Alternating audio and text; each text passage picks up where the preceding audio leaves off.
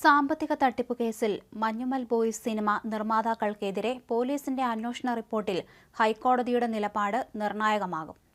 നിർമ്മാതാക്കൾ നടത്തിയത് നേരത്തെ ആസൂത്രണം ചെയ്തുള്ള തട്ടിപ്പാണെന്ന് പോലീസ് വിശദീകരിക്കുന്നു. നിർമ്മാതാക്കൾ നടത്തിയത് മുൻധാരണ പ്രകാരമുള്ള ചതിയെന്നാണ് റിപ്പോർട്ടിൽ പറയുന്നത്. ഷൂട്ടിംഗ് തുടങ്ങുന്നതിന് മുൻപേ ആദ്യ ഷെഡ്യൂൾ പൂർത്തിയായെന്ന് പരാതിക്കാരനെ വിശ്വസിപ്പിച്ചു. 18.65 കോടി രൂപ മാത്രമാണ് സിനിമയ്ക്ക് ചെലവായത്. 22 കോടിയെന്ന് കള്ളം പറഞ്ഞു. വാങ്ങിയ പണത്തിന്റെ ഒരു ഭാഗം പോലും പരാതിക്കാരന് പറവ ഫിലിം കമ്പനി തിരികെ നൽകിയിട്ടില്ല. 22 കോടി രൂപ സിനിമയ്ക്കായി ചെലവായെന്ന നിർമ്മാതാക്കളുടെ വാദം കള്ളമാണ്. ഹൈക്കോടതിയിലാണ് പോലീസ് റിപ്പോർട്ട് സമർപ്പിച്ചത്. സിനിമയ്ക്കായി നിർമ്മാതാക്കൾ 1 രൂപ പോലും മുടക്കിയിട്ടില്ലെന്നും റിപ്പോർട്ടിൽ പറയുന്നു. വാങ്ങിയ പണത്തിന്റെ ഒരു ഭാഗം പോലും പരാതിക്കാരന് പറവ ഫിലിം കമ്പനി തിരികെ നൽകിയിട്ടില്ല. ചതിക്കാൻ മുൻകൂട്ടി പദ്ധതി ഉണ്ടായിരുന്നു എന്നാണ് ഇതിനർത്ഥം എന്നും റിപ്പോർട്ടിൽ പറയുന്നു. നേരത്തെ ഹൈക്കോടതി മഞ്ഞുമൽ ബോയ്സ് സിനിമാ നിർമ്മാതാക്കൾക്കെതിരായ വഞ്ചനാ കേസ് നടപടികൾക്ക് സ്റ്റേ ചെയ്തിരുന്നു. 1 മാസത്തേക്ക് ഹൈക്കോടതിയാണ് സ്റ്റേ അനുവദിച്ചത്. പറവ ഫിലിംസിന്റെ പങ്കാളികളിൽ ഒരാളായ ബാബു ഷഹീർ നൽകിയ ഹർജിയിലായിരുന്നു കോടതി നടപടി. നിർമ്മാതാക്കൾക്കെതിരെ പോലീസ് കേസെടുത്തിരുന്നു. ഷോൺ ആന്റണി, സൗബിൻ ഷാഹിർ, ബാബു ഷാഹിർ എന്നിവർക്കെതിരെയാണ് മരട് പോലീസ് കേസെടുത്തത്.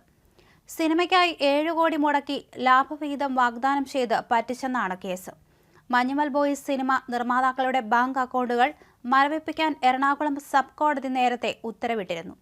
ചിത്രത്തിന്റെ നിർമ്മാണ കമ്പനിയായ പറവ ഫിലിംസിന്റെയും പാർട്ട്ണർ ഷോൺ ആന്റണിയുടെയും 40 കോടി രൂപയുടെ ബാങ്ക് അക്കൗണ്ടാണ് സബ് കോടതി ജഡ്ജി സുനിൽ വർക്കി മരവിപ്പിച്ചത്.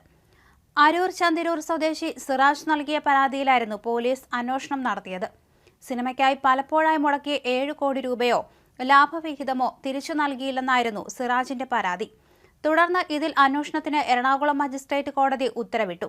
ക്രിമിനൽ ഗൂഢാലോചന, വിശ്വാസവഞ്ചന, വ്യാജരേഖ ചമയ്ക്കൽ തുടങ്ങി ജാമ്യമില്ലാ വകുപ്പുകളാണ് നിർമ്മാതാക്കൾക്കെതിരെ ചുമത്തിയത്. 2022 നവംബർ 30-ന് 5.99 കോടി രൂപ പറവ ഫിലിംസിന്റെ കടവന്ത്രയിലെ ബാങ്ക് അക്കൗണ്ടിലേക്ക് നിക്ഷേപിച്ചു. പിന്നീട് 50 ലക്ഷം രൂപ ഷോൺ ആന്റണിയുടെ കടവന്ത്രയിലെ ബാങ്ക് അക്കൗണ്ടിലും നൽകി.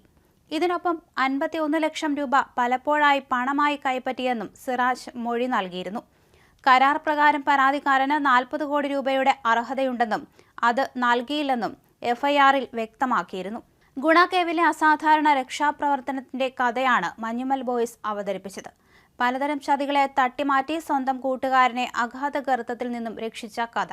സിനിമ സൂപ്പർ ഹിറ്റായി, ശതകോടിയുടെ വരുമാനവും എത്തി. എന്നാൽ ആ സിനിമയ്ക്ക് പിന്നിൽ നിന്ന നിർമ്മാതാക്കളെ ആശങ്കപ്പെടുത്തും വിധമാണ് പോലീസ് റിപ്പോർട്ട്. ഇതിനെ ഹൈക്കോടതിയിൽ എങ്ങനെ അവർ പ്രതിരോധിക്കുമെന്നതാണ് നിർണായകം.